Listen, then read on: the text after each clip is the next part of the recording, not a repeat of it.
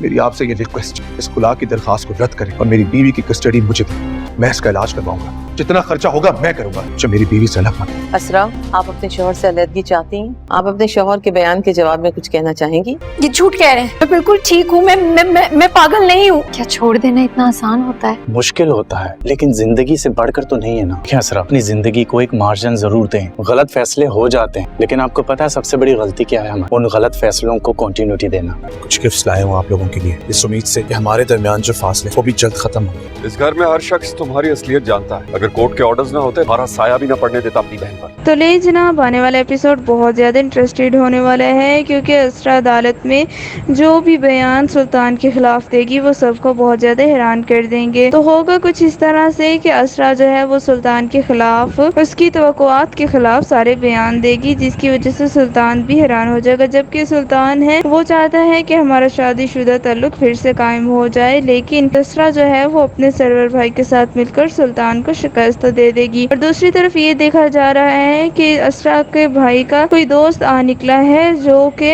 اس کے بھائی سے اس کی خیریت اور اس کی ساری فیملی کی خیریت و آفت پوچھتا ہے۔ ہمیں تو اب یہ لگتا ہے کہ یہ وہی دوست ہے سرور بھائی کا جو ان کو بہت اچھے طریقے سے جانتا ہے، اور مجھے لگتا ہے کہ جب اسرا کی سلطان کے ساتھ طلاق ہو جائے گی تو سرور بھائی اس کے ساتھ اسرا کا نکاح کروا دیں گے، کیونکہ یہی وہ دوست ہے جنہوں نے سرور بھائی سے کہا تھا کہ اگر کسی بھی کام کی ضرورت پڑے آپ کو میری تو میں حاضر ہوں۔ دوسری طرف اب پریزے اور نوفل کی باری ہے کہ نوفل جو ہے وہ پریزے کے ساتھ مل کر اس سے سلطان سے بدلہ لے سکے، جو کچھ بھی اس نے پریزے کے ساتھ کیا اسے رسوائی پہنچا۔ اور سلطان جب گروندہ آتا ہے اپنی طرف سے کچھ بھی رقومات اور ایک زمین ان کے نام کروانے، تو اسے یہ نہیں معلوم کہ یہ سب کچھ گروندہ اور نوفل کے لیے کچھ فائدہ مند نہیں ہونے والا، اور یہ سب کچھ تو سلطان صرف میڈیا کو یہ ظاہر کروانے کی کوشش کرتا ہے کہ میں کس قدر اچھا انسان ہوں۔ دوسری طرف ہم دیکھتے ہیں کہ سلطان اپنے باس سے کہتا ہے، بہت اکڑ کر کہتا ہے کہ ہماری کمپنی کے بارے میں جو کچھ بھی میڈیا میں برا کہا جا رہا ہے